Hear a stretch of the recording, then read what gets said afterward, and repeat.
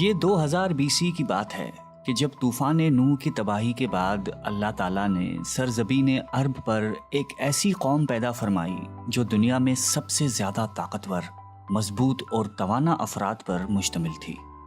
یہ لوگ جسمانی خوبصورتی، سرخ و سفید رنگت اور وجاہت میں اپنا ثانی نہیں رکھتے تھے۔ مال و دولت کی فراوانی، شاندار تہذیب و تمدن، شان و شوکت سمیت دنیا کی ہر نعمت اور آسائش انہیں میسر تھی۔ قرآن کریم میں ارشاد باری تعالیٰ ہے کہ ان جیسی کوئی اور قوم اور ملکوں میں پیدا نہیں کی۔ قوم عاد کے متعلق تفصیل سوائے قرآن کریم کے کسی اور مذہبی یا قدیمی تاریخی کتب میں نہیں ملتی۔ اس لیے اس قوم کی حالت کا نقشہ یا قرآن کریم کے ذریعے بن سکتا ہے یا پھر ان اثریات کے ذریعے جو محققین علم آثار نے ان کے بارے میں حاصل کی ہیں۔ مورخین لکھتے ہیں کہ عاد نام کا ایک شخص حضرت نوح کی چوتھی نسل میں ان کے بیٹے سام کی اولاد میں سے تھا۔ چنانچہ اس شخص کی اولاد اور اس کی پوری قوم عاد کے نام سے مشہور ہو گئی۔ وہ اعرابی تھے جو بہت لمبے اور مضبوط ستونوں پر قائم کردہ عالی شان محلات میں رہا کرتے تھے۔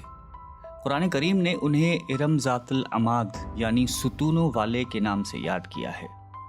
ارم ان کا بہت خوبصورت شہر تھا جس کے آثار 1984 میں خلائی شٹر چیلنجر کی مدد سے دریافت کیے گئے ہیں۔ یہ علاقہ آج کل عمان کا حصہ ہے۔ بحریہ عرب اور بحر احمر کے درمیان عمان، حضرموت، بحرین اور مغربی یمن تک ایک وسیع صحرا ہے جسے صحرائے الاحقاف کہتے ہیں۔ یہ دنیا کے عظیم صحراؤں میں سے ایک ہے جس کا رقبہ ایک محتاط اندازے کے مطابق 65 لاکھ مربع میٹر ہے۔